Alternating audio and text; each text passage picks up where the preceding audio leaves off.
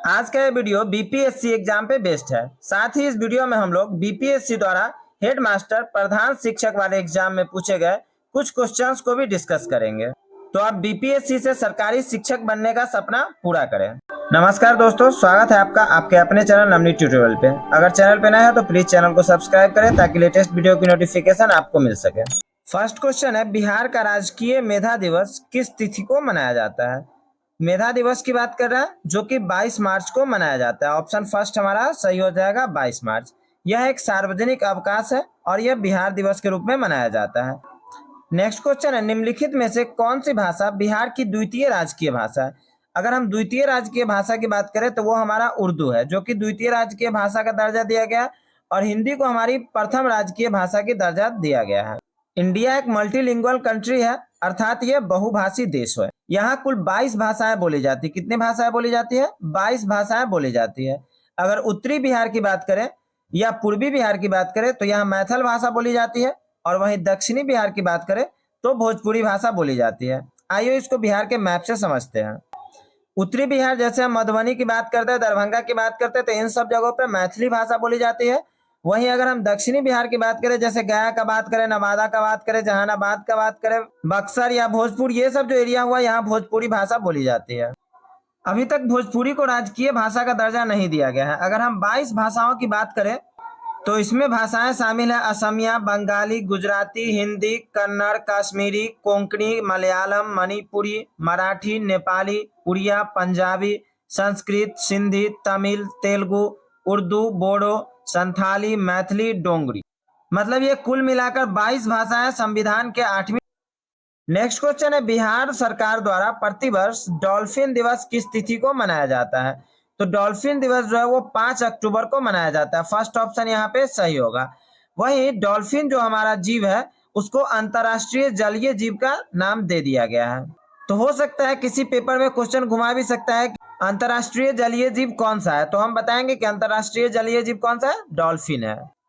गंगा नदी डॉल्फिन दिवस भारत में हर साल 5 अक्टूबर को मनाया जाता है। 2009 में इसी दिन गंगा नदी की डॉल्फिन को औपचारिक रूप से राष्ट्रीय जलीय पशु के रूप में अपनाया गया था। गंगा नदी की डॉल्फिन प्लैनिस्टा गैंगेटिका, जिसे आमतौर पर सूंस के रूप में जाना जाता है, भारतीय उपमहाद्वीप की स्थानिक डॉल्फिन है। यह भारत और बांग्लादेश की गंगा, ब्रह्मपुत्र, मेघना और कर्णफुली सांगू नदी प्रणाली में पाई जाती है। वहीं अगर 1 अक्टूबर की बात करें तो अंतर्राष्ट्रीय कॉफी दिवस से इसको मनाया जाता है। 2 अक्टूबर अंतर्राष्ट्रीय अहिंसा दिवस, 5 अक्टूबर विश्व शिक्षक दिवस, 8 अक्टूबर भारतीय वायुसेना दिवस, 9 अक्टूबर विश्व डाक दिवस, 11 अक्टूबर अंतर्राष्ट्रीय बालिका दिवस, 15 अक्टूबर विश्व विद्यार्थी दिवस, 16 अक्टूबर विश्व खाद्य दिवस, 20 अक्टूबर विश्व सांख्यिकी दिवस, 24 अक्टूबर संयुक्त राष्ट्र दिवस, 30 अक्टूबर विश्व बचत दिवस। तो हमें इस सब दिवस को याद रखना है, क्योंकि हो सकता है क्वेश्चन को चेंज कर भी सकता है या क्वेश्चन का पैटर्न भी चेंज कर सकता है। निम्नलिखित में से बिहार के किस जिले की सीमा नेपाल व पश्चिम बंगाल दोनों को स्पर्श करती है? अब नेपाल और पश्चिम बंगाल दोनों को स्पर्श करने की बात होती है तो ये किशनगंज जिला होता है। आइए इसको हम मैप से समझते हैं। जैसे इस मैप को अगर हम 4 पार्ट में बांटते हैं तो ईस्ट हो गया, वेस्ट हो गया, नॉर्थ हो गया और साउथ हो गया।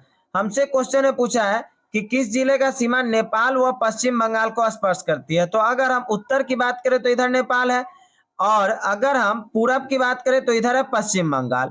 तो नेपाल और पश्चिम बंगाल के कौन सा जिला जो है दोनों को स्पर्श करता है? तो ये किशनगंज हमारा हो जाएगा। वहीं अगर हमसे पूछता कि सिर्फ नेपाल के सीमा की बात करता तो अररिया की बात करते हैं, और अगर हमारा सिर्फ पश्चिम बंगाल का बात करता तो हम कटिहार की बात करते हैं। बिहार में 7 ऐसे जिले हैं जो नेपाल के साथ सीमा साझा करते हैं: पूर्वी चंपारण, पश्चिम चंपारण, सीतामढ़ी, मधुबनी, सुपौल, अररिया, किशनगंज। हम खुद सीतामढ़ी से हैं, तो सीतामढ़ी और मधुबनी से जो भी लोग देख रहे हैं दबा कर लाइक करें। बिहार में केवल 3 जिले हैं जो पश्चिम बंगाल के साथ सीमा साझा करते हैं: कटिहार, पूर्णिया, किशनगंज। बिहार में केवल 7 जिले हैं जो उत्तर प्रदेश के साथ सीमा साझा करते हैं: कैमूर, बक्सर, आरा, छपरा, सिवान, गोपालगंज, पश्चिम बंगाल। इस सब को आप एकदम अच्छे से कंटेस्ट कर लेंगे, क्योंकि क्वेश्चन कहीं भी से भी कैसे भी चेंज कर सकता है। बिहार में केवल 8 जिले हैं जो झारखंड के साथ सीमा साझा करते हैं: रोहतास, औरंगाबाद, गया, नवादा, जमुई, बांका, भागलपुर, कटिहार। वर्ष 2011 की जनगणना के अनुसार बिहार में न्यूनतम वृद्धि दर वाला जिला कौन सा है?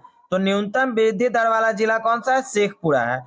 अगर 2011 की जनगणना की बात करें तो वैसे हर 10 साल पे जनगणना होता है, तो 2011 के बाद 2021 में होना था, बट लॉकडाउन की वजह से 2021 में जनगणना नहीं हो पाया था। बिहार का सबसे कम जनसंख्या वाला जिला शेखपुरा है। 2011 जनगणना के अनुसार बिहार की जनसंख्या 10,38,04,667 है, जिसमें जनसंख्या वृद्धि दर 25.07% है। अगर पुरुष की बात करें तो 5,41,85,857 है। वहीं अगर महिला की बात करें तो 4,96,19,290 है। बिहार में साक्षरता का दर 63.82% है। वहीं पुरुष के साक्षरता की दर 73.39% मतलब 73.39% है, और महिला के साक्षरता की दर 53.33% है। बिहार की कुल जनसंख्या में अनुसूचित जातियों का प्रतिशत कितना है? तो अनुसूचित जातियों का प्रतिशत 15.9 है। ठीक है, ध्यान रहेगा 15.9%। कह रहा है हिंदू आबादी में 17%, सवर्ण 51%, ओबीसी 15.7%, अनुसूचित जाति और करीब 1% अनुसूचित जनजाति है। मोटे मोटे तौर पर यह कहा जाता है कि बिहार में 14.4% यादव समुदाय, कुशवाहा यानी कोयरी 6.4%, कुर्मी 4%, सवर्ण में भूमिहार आते हैं जो कि 4.7% है, ब्राह्मण 5.7%, राजपूत 5.2% और कास्ट 1.5% है। तो हमें इस सबको भी अच्छे से याद रखना है, क्योंकि क्वेश्चन किसी भी तरह से घुमा सकता है या किसी भी तरह से पूछ सकता है, इसलिए हमको कंप्लीट तैयारी करके रखना है। संथाल राज्य की सबसे अधिक आबादी वाली जनजाति है, जो राज्य की कुल एसटी आबादी का 48.5% है। उरांव और खरवार दूसरी और तीसरी सबसे बड़ी जनजाति है।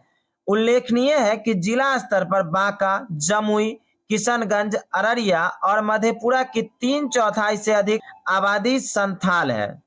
बिहार विधानसभा में अनुसूचित जनजातियों हेतु आरक्षित सीटों की संख्या क्या है? तो विधानसभा में अनुसूचित जनजाति के लिए आरक्षित सीट की संख्या 2 है। ठीक है, बिहार राज्य में विधानसभा निर्वाचन क्षेत्रों की कुल संख्या और परिसीमन अधिनियम 2002 के तहत परिसीमन आयोग द्वारा निर्धारित अनुसूचित जाति और अनुसूचित जनजाति के लिए आरक्षित सीटें 38 है। विधानसभा क्षेत्रों की कुल संख्या 243 है। अनुसूचित जनजाति के लिए आरक्षित सीटों की संख्या 2 है।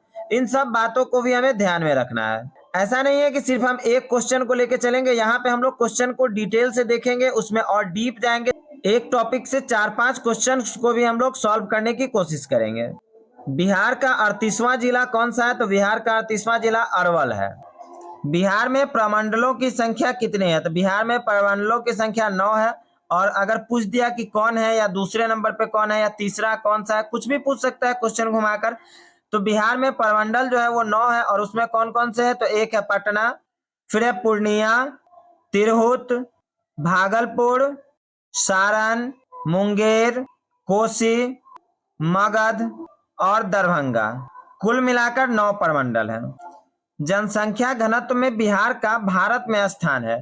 तो बिहार का भारत में प्रथम स्थान है जनसंख्या घनत्व के हिसाब से। वहीं क्षेत्रफल के हिसाब से बिहार भारत का 13वां सबसे बड़ा राज्य है। जनसंख्या के हिसाब से बिहार भारत का तीसरा सबसे बड़ा राज्य है। बिहार का जनसंख्या घनत्व 1106 है। बिहार का सबसे अधिक आबादी वाला शहर पटना है। बिहार का सबसे कम आबादी वाला शहर शेखपुरा है। बिहार का लिंगानुपात 918 है। बिहार में शहरी जनसंख्या का प्रतिशत कितना है? तो 11.3% शहरी जनसंख्या है। भाई हम तो गांव से हैं, जितने भी लोग गांव से बिलोंग करते हैं वीडियो को जरूर लाइक करें। हम लोग दरवाजे पे ही दौड़ लेते हैं, तो जॉगिंग पे जाने की जरूरत ही नहीं पड़ती। घर का काम काज कर लेते हैं, पेरेंट्स के काम में हाथ बटा देते हैं, तो हम लोगों को जिम भी जाने की जरूरत नहीं पड़ती। तो हम लोग गांव से बिलोंग करके भी गर्व महसूस करते हैं। बिहार राज्य की स्थापना कब की गई? 22 मार्च 1912 को। कब की गई? 22 मार्च 1912 को। बिहार जनसंख्या के हिसाब से तीसरा सबसे बड़ा और क्षेत्रफल के हिसाब से 12वां सबसे बड़ा राज्य है। अगर जनसंख्या की बात करें तो बिहार का तीसरा स्थान आता है, और क्षेत्रफल की बात करें तो 12वां स्थान आता है। बिहार की स्थापना 22 मार्च 1912 को हुई थी। इस दिन अंग्रेजों ने 1912 में बंगाल से राज्य को अलग कर दिया था। इसे 26 जनवरी 1950 को राज्य का दर्जा दिया गया। 15 नवंबर 2000 को दक्षिणी बिहार को झारखंड का नया राज्य बनाने का हवाला दिया गया था। बिहार में 6,845 वर्ग किलोमीटर का वन क्षेत्र आरक्षित है, जो इसके भौगोलिक क्षेत्र का 7.27% है।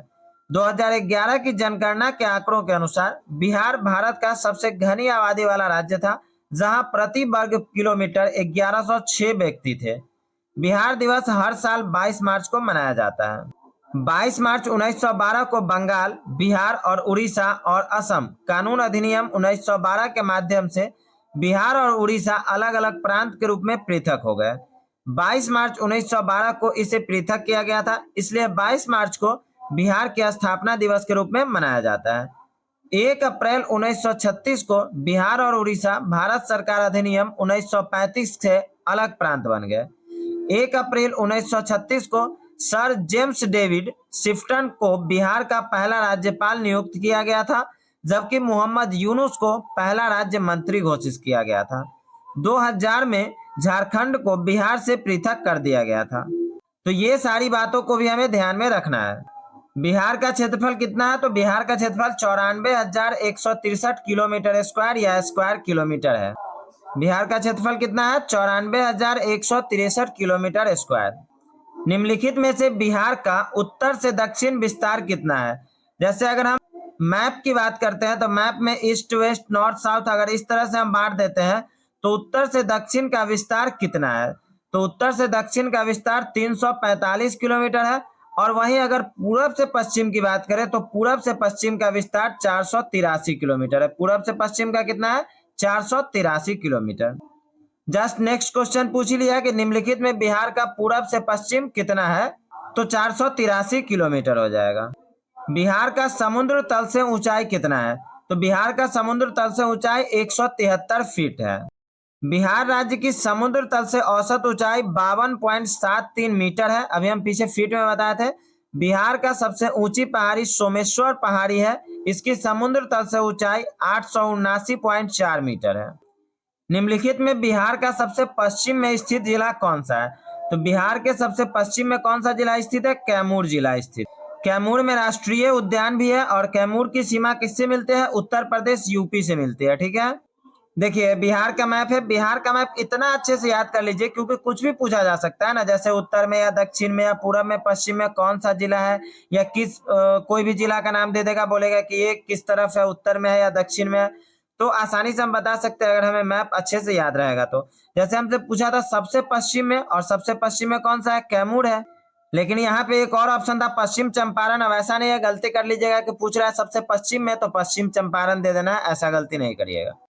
क्वेश्चन है निम्नलिखित में बिहार का कौन सा जिला पश्चिम बंगाल राज्य के साथ सीमा साझा नहीं करता है? कौन सा नहीं करता है? तो ये बांका हो जाएगा, क्योंकि कटिहार, पूर्णिया और किशनगंज ये सब पश्चिम बंगाल के साथ सीमा साझा करता है। देखिए यहाँ पे बांका सबसे दक्षिणी तरफ है, और बात कर रहा था पश्चिम बंगाल का तो पूरब में पश्चिम बंगाल हमारा आता है, तो ये तो किशनगंज, पूर्णिया या कटिहार रहता अगर पश्चिम बंगाल से सीमा साझा करने की बात होती तब। बट यहाँ पे हमसे पूछा था कि कौन सा सीमा साझा नहीं करता है, इसलिए बांका होगा। निम्नलिखित में किस जिले की सीमा नेपाल से स्पर्श नहीं करती? नेपाल से स्पर्श नहीं करने का बात कर रहा है तो गोपालगंज हो जाएगा। जो भी लोग सीतामढ़ी से होंगे उनको पता होगा कि सीतामढ़ी का, मधुबनी का या अररिया का, ये सब जो है ये नेपाल से सटा हुआ जिला है हमारा, तो मतलब नेपाल से इसका सीमा टच होता है। वैसे मैप देखकर इसको आसानी से आप समझ सकते हैं। तो बिहार का मैप आपको एकदम माइंड में बैठा लेना है, अपने बेडरूम में रखिए या स्टडी टेबल के पास रखिए। मतलब रोज आपको 2 से 3 बार उस मैप पे नजर आना चाहिए, जिसमें हर एक जिला आपको दिखे, लेफ्ट में, राइट में, उत्तर में, दक्षिण में, पूरब में, पश्चिम में कौन जिला किस तरह से है, उसका कैसा पोजीशन है, वो सारा चीज आपको दिखते रहना चाहिए, एकदम माइंड में बैठा हुआ होना चाहिए। बिहार का सबसे दक्षिणी जिला कौन सा है? तो अगर हम दक्षिण में बिहार के मैप को देखेंगे तो दक्षिण में हमारा नवादा या औरंगाबाद या गया आता है। तो हमारे पास ऑप्शन इसमें क्या है? गया है, तो गया हो जाएगा। क्षेत्रफल की दृष्टि से बिहार का भारत में कौन सा स्थान है? अभी जस्ट हम पीछे बताए थे कि क्षेत्रफल की दृष्टि से बिहार का भारत में कौन सा स्थान है? 13वां स्थान है। देखिए क्षेत्रफल के हिसाब से बिहार क्या है? भारत का 13वां सबसे बड़ा राज्य है। बिहार का सर्वाधिक क्षेत्रफल वाला जिला कौन सा है? तो सर्वाधिक क्षेत्रफल वाला जिला पश्चिम चंपारण है। बिहार के 38 जिले में क्षेत्रफल की दृष्टि से बिहार का सबसे बड़ा जिला पश्चिम चंपारण है। इसका क्षेत्रफल 5,228 वर्ग किलोमीटर है और इसकी जनसंख्या 39,35,042 है, जो कि 2011 के जनगणना के अनुसार है। जनसंख्या की दृष्टि से सबसे बड़ा जिला पटना है। बिहार का सबसे बड़ा जिला पटना है, जो कि जनसंख्या की दृष्टि से है। इसकी जनसंख्या 58,38,465 है। ये भी 2011 के जनगणना की बात कर रहा है, क्योंकि 2021 में कोरोना की वजह से जनगणना नहीं हो पाया था। निम्नलिखित में से बिहार का सबसे न्यूनतम क्षेत्रफल वाला जिला कौन सा है? तो सबसे कम क्षेत्रफल वाला जिला हमारा शिवहर है। क्षेत्रफल की दृष्टि से शिवहर बिहार का सबसे छोटा जिला है, जिसका क्षेत्रफल मात्र 443 वर्ग किलोमीटर है। अब ऐसा नहीं है कि आपको सिर्फ ध्यान रखना है कि क्षेत्रफल की दृष्टि से सबसे छोटा जिला कौन सा है, तो शिवहर है। बस इतना ही नहीं ध्यान रखना है, शिवहर का क्षेत्रफल कितना है वो भी ध्यान रखना है। मतलब हर जिले का हमें क्षेत्रफल भी ध्यान रखना है, क्योंकि क्वेश्चन किसी भी तरह से घुमाकर पूछ सकता है। बिहार राज्य के कितने जिलों की सीमा झारखंड के साथ स्पर्श करती है? तो 8 जिलों की सीमा जो है बिहार के, वो झारखंड से स्पर्श करती है। और वो कौन कौन है? रोहतास है, औरंगाबाद है, गया है, नवादा है, जमुई है, बांका है, भागलपुर है और कटिहार है। ये कुल 8 जिला है जो कि बिहार का है और झारखंड के साथ अपना सीमा साझा करता है। बिहार राज्य के कितने जिलों की सीमा नेपाल के साथ स्पर्श करती है? तो 7 जिलों की सीमा जो है वो नेपाल के साथ स्पर्श करती है। और वो 7 जिला कौन कौन है? तो पूर्वी चंपारण है, पश्चिम चंपारण है, सीतामढ़ी है, मधुबनी, सुपौल, अररिया, किशनगंज। ये 7 जिला जो है वो जो नेपाल के साथ अपना सीमा साझा करता है। निम्नलिखित में से बिहार की कौन सी भाषा भारतीय संविधान की 8वीं अनुसूची में सम्मिलित है? सम्मिलित है की बात कर रहा है, तो यहाँ पे अंगिका, मैगी और भोजपुरी के बारे में तो जस्ट हम अभी पीछे बताए थे कि भोजपुरी को सम्मिलित अभी तक नहीं किया गया। अंगिका और मगही इस सब को भी सम्मिलित करने की बात चल रही है। हमसे पूछ रहा है कि कौन सा सम्मिलित है, तो मैथिली भाषा जो है, जो कि 8वीं संविधान की अनुसूची में सम्मिलित है। निम्नलिखित में कौन सा प्रमंडल नहीं है? कौन सा प्रमंडल नहीं है पूछा है, नहीं वाला क्वेश्चन है। मतलब कटिहार जो है वो हमारा प्रमंडल नहीं है। पीछे जस्ट बताया था कि 9 प्रमंडल है, जिसमें पटना, दरभंगा और मुंगेर ये सारा आता है। बिहार राज्य के 9 प्रमंडलों के तहत 38 जिलों में विभाजित किया गया है। गंगा नदी द्वारा राज्य की 2 असमान हिस्सों उत्तर बिहार और दक्षिण बिहार में विभाजित किया गया है, जो मध्य से पश्चिम से पूरब की ओर बहती है। बिहार में सबसे सामान्य मृदा भारत गंगा के मैदानी क्षेत्र की गंगा नदी की जलोढ़ मृदा है। गंगा चौसा से बिहार में प्रवेश करती है, जो भोजपुर और सारण जिलों की सीमा बनाती है। राज्य में प्रमंडल पटना, सारण, तिरहुत, पूर्णिया, भागलपुर, दरभंगा, कोसी, मगध, मुंगेर, मतलब ये कुल 9 प्रमंडल हैं। गंगा की सहायक नदियां गंडक, बागमती, कोसी, काली, सोन, कर्मनसा, पुनपुन ये सब बिहार से होकर बहती है। गंगा नदी के बाएं किनारे की सहायक नदी रामगंगा, गर्रा, गोमती, घाघरा, गंडक, बूढ़ी गंडक, कोसी, महानंदा, ब्रह्मपुत्र ये सारी नदियां हैं। गंगा नदी के दाएं किनारे की सहायक नदियां यमुना, तमसा, कर्मनसा, सोन, पुनपुन, फल्गु, क्यूल, चंदन, अयोज, दामोदर, रूपनारायण ये सारी नदियां हैं। तो इन नदियों का नाम भी हमें एकदम कंठस्थ करके रखना है। बिहार का सबसे पूरब में स्थित जिला कौन सा है? तो सबसे पूरब में किशनगंज जिला स्थित है। मैप पे आप आसानी से देख सकते हैं। बिहार का सबसे उत्तर में स्थित जिला कौन सा है? तो सबसे उत्तर में कौन सा जिला स्थित है? पश्चिम चंपारण है। आइए एक बार और मैप को अच्छे से देख लेते हैं। पूरब की बात करें तो किशनगंज, अररिया, पूर्णिया, कटिहार, भागलपुर, मधेपुरा, सुपौल ये सारा पूरब में आता है। पश्चिम की बात करें तो गोपालगंज, सिवान, सारण, बक्सर, भोजपुर, कैमूर, रोहतास ये सारा पश्चिम में आता है। अगर उत्तर की बात करें तो पश्चिम चंपारण, पूर्वी चंपारण, सीतामढ़ी, शिवहर, मधुबनी, मुजफ्फरपुर, दरभंगा ये सारा उत्तर वाले में आता है। और दक्षिण की बात करें तो औरंगाबाद, गया, नवादा, नालंदा, जहानाबाद, पटना ये सारा दक्षिण में आता है। क्योंकि इस मैप को अगर हम 4 पार्ट में बांटते हैं तो ईस्ट मतलब ये पूरब हो गया, ये वेस्ट पश्चिम हो गया, ये ऊपर नॉर्थ उत्तर हो गया और नीचे साउथ मतलब दक्षिण हो गया। तो फ्रेंड्स आज की वीडियो में बस इतना ही। अगर वीडियो अच्छी लगी हो तो लाइक और शेयर करना ना भूलें तथा हमारे चैनल के लेटेस्ट वीडियो की नोटिफिकेशन पाने के लिए इस चैनल को सब्सक्राइब करें ताकि आप कोई वीडियो मिस ना कर पाए। Thank you.